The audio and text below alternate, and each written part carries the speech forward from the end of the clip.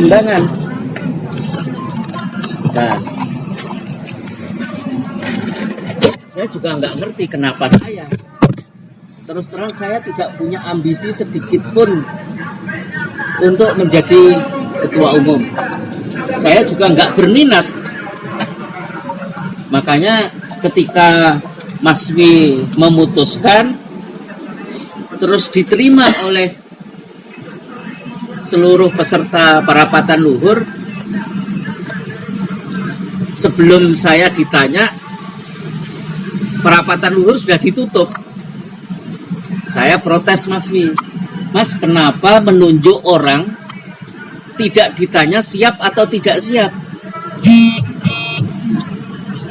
Mas Wi jawabnya, nah saya ditunjuk sebagai ketua majelis luhur juga nggak ada yang nanya sanggup atau nggak sanggup.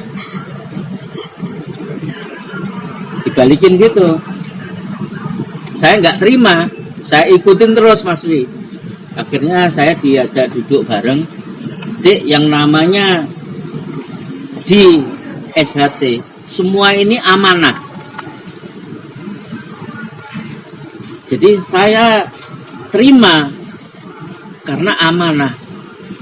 Nah saya minta Dek Taufik juga ini amanah.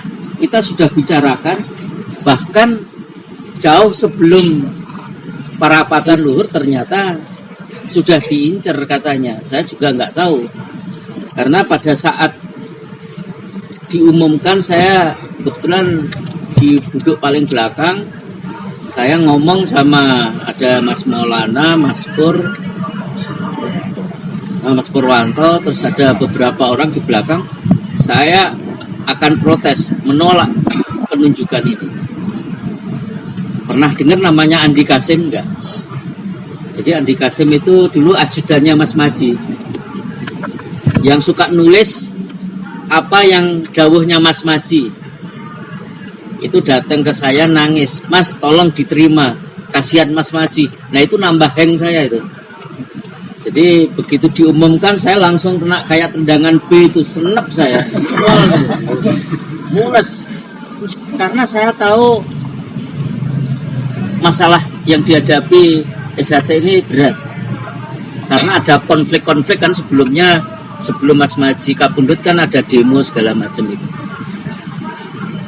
Nah, untuk menghadapi situasi itu saya tahu diri, ini sangat berat. Tapi karena amanah ya sudah. Itu satu. Jadi berapapun suara nggak ngaruh. Karena yang paling kuasa menentukan itu bukan jumlah suara, tapi keputusan majelis luhur. Makanya di situ ditulis majelis luhur adalah orang yang paling layak diteladani keluhuran budi pekertinya. Jadi kearifan beliau inilah yang jadi panutan kita. Nah kayak kita di cabang kan juga nggak bisa peserta muscap minta si A yang jadi. Harus formatur mengusulkan kepada pengurus pusat memilih mana yang paling layak untuk situasi tertentu. Jadi pertimbangannya bukan soal suara, tapi soal kemampuan atau kapasitas untuk menghadapi situasi yang sedang berkembang. Jadi gitu Mas, yang kaitannya dengan bakar-bakaran. Jadi nggak ada pengaruhnya, dibakar atau tidak dibakar nggak ngaruh.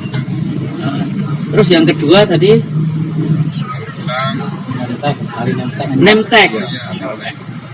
Nah, ini kan beda. Ada merah, ada biru, ada kuning nih. Jadi peserta itu merah. Panitia merah, peserta kuning, peninjau biru. Seingat saya gitu ya. Nah, yang namanya Mas Murjoko, Mas Singgih, dan Mas Bagio SE itu kan tidak termasuk pengurus pusat karena sudah disendekkan lah istilahnya Mas Maji ya. Jadi tidak pengurus pusat. Makanya seharusnya dia tidak berhak ikut parapatan luhur. Tapi karena kami tahu beliau ini aktif sebelumnya, dan sebelum Mas Maji kapundhut pesen kepada saya dan beberapa dulur, Dek, sing wis ya wis. Tahu kan sing wis ya wis maknanya? Yang sudah ya sudah. Banyak tantangan yang harus kita selesaikan bersama-sama. Jadi tolong pesan pada kami, yang pernah dipecat dipulihkan kembali. Cabang yang pernah diskoros dipulihkan kembali. Sehingga saya diminta untuk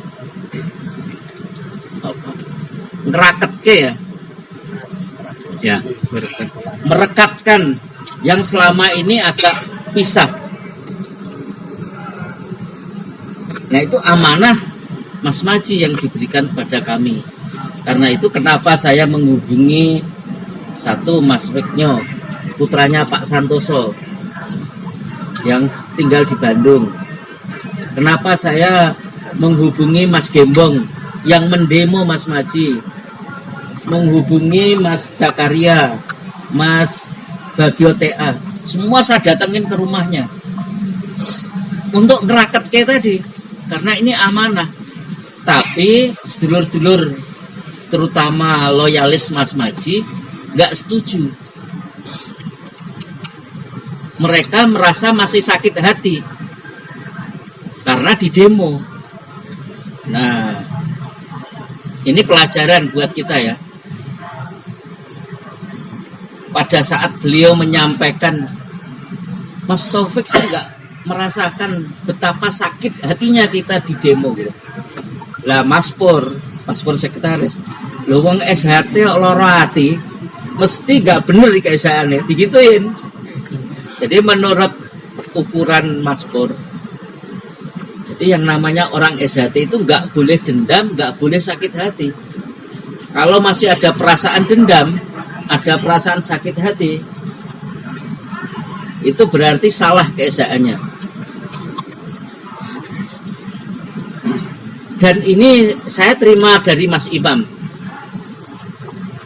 yang tadi kita doakan. Jadi nasihat beliau, Dek, tujuan kita latihan di Setia Hati ini adalah menjaga supaya hati kita ini senantiasa tentrem, ayem. Tahu nggak caranya? Belum Mas, saya bilang itu ya polos saja. Belum. Dek, tahu nggak prinsip kerjanya radio? Maksudnya gimana Mas?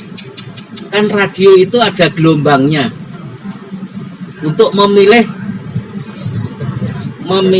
acara. Jadi gelombang FM, AM pun ada macam-macam program kan di radio. Jadi kalau kita menghadapi situasi yang mendorong kita dipancing untuk marah, kita harus pindah itu gelombangnya, jangan ikuti itu. Gampangnya kalau kita sedang pengen dangdutan, ya jangan nyari kelenengan gitu. Tapi kalau kita pengen nyaman, adem, ya cari keroncong, cari yang itu. Nah, jadi suasana hati itu harus kita yang nyetel.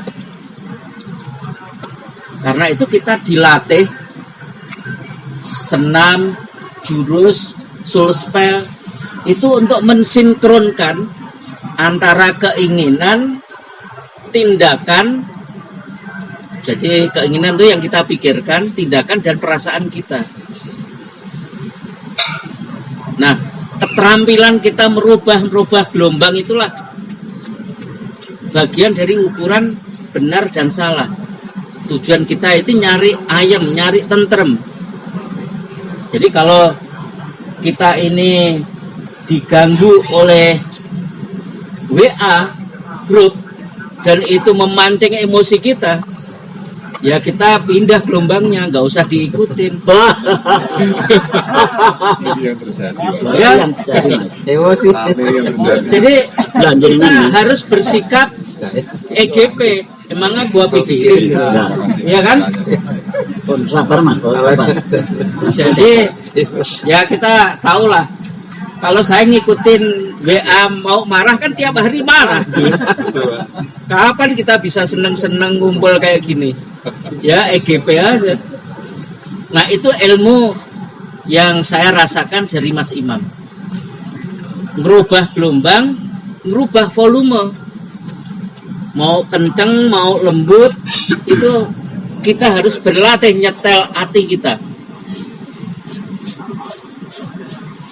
Jadi tadi Mas, jadi kenapa kita ngundang Mas Murdoko, Mas Singgih dan Mas Widodo, Mas Bagio, karena pesan almarhum.